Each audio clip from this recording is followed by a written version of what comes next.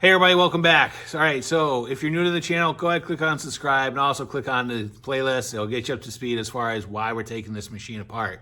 But the time has come. We are basically going to be harvesting the front end off of it, and basically we're going to be removing the control arms, tie rod end, and sway bar and stuff like that. All right, so with that being said, why don't we go ahead and take a look at the sled, and let's get to work.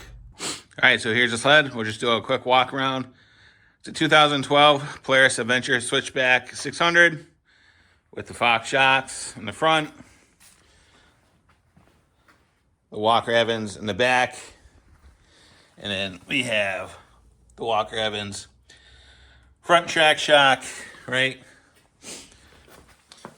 1.352 Cobra, and the engine has already been removed.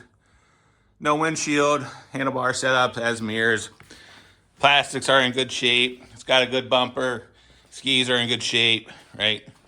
No real damage on it. Good seat. All right, so what we're gonna do first is we're gonna take the front end off. We're gonna go ahead and remove all the plastics, give us a little bit more area to work in, and yeah, let's start taking this thing apart. So to remove the tie rod, there's a 15 millimeter nut on the bottom, so we're just gonna put there. And then there's a 13 millimeter flange on the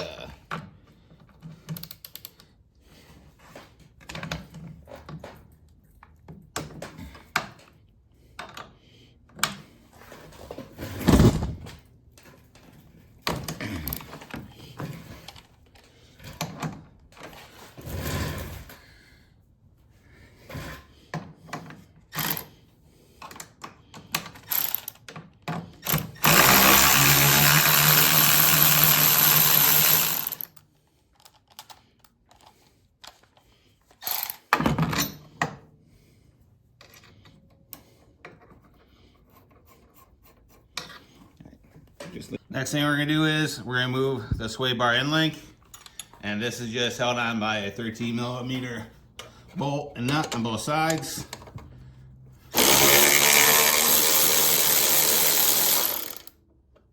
So now we're gonna start removing the hardware for the upper and lower control arms. So they're just held in by 13 millimeter studs. So let's go ahead and remove those.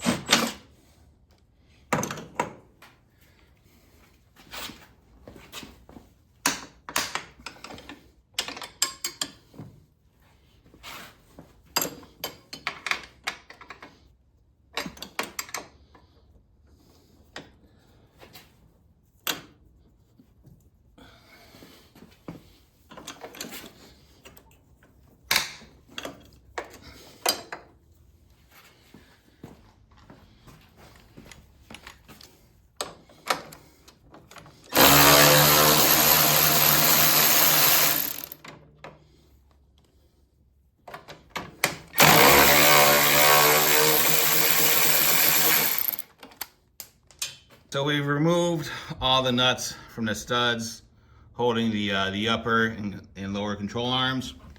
And the only one that is kind of different is the one on the right hand side of the sled over here. Basically, there's a long bolt that goes through the entire bulkhead.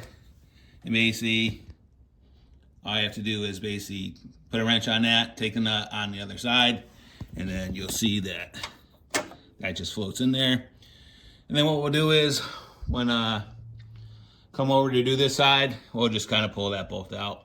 Right now, for all intents and purposes, the only thing that's holding on the front end is that last bolt holding the shock on. And so we'll go ahead and just go ahead and remove that. That looks like 15 millimeter on both sides.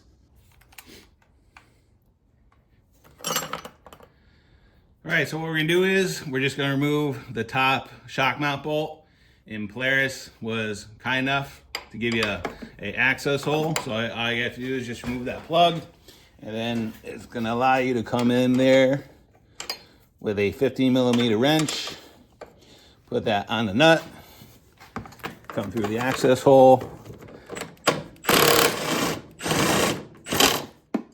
then go ahead and remove that nut. So we got the one side removed, got it over here chilling on the bench, and all I've done is put a couple zip ties through the bushings through the AR mount so nothing falls out. So what we'll do is, since we have all this stuff out anyway, we'll go ahead and order the new plastic bushings for that, replace those.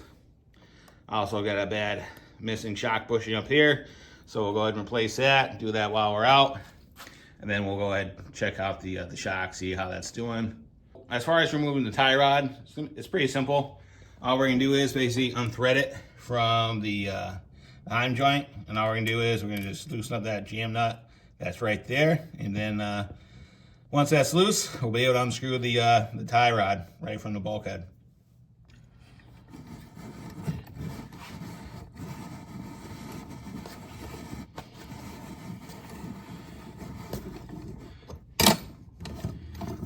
At this point, we just have to repeat what we did on this side. Pretty straightforward, really not that complicated. So why don't we go ahead and rip this side off. Okay, so this side came pretty much off just as easily as the other side. Really not that difficult. Basic hand tools, comes right off. And I always get a kick that, you know, people say the newer sleds are harder to work on. I'll argue that to some degree, but stuff like this, as far as replacing broken items, this stuff comes right off pretty easily. Not that big of a deal. So while we're in here, I went ahead and removed the sway bar. Again, that's just pretty much held on by some 10s, and just go ahead and remove the mounts, and that fishes right out. Okay, so if there's any questions, drop me a comment. I'll get back to you as soon as I can. And as always, thanks for watching and have a great day. See ya.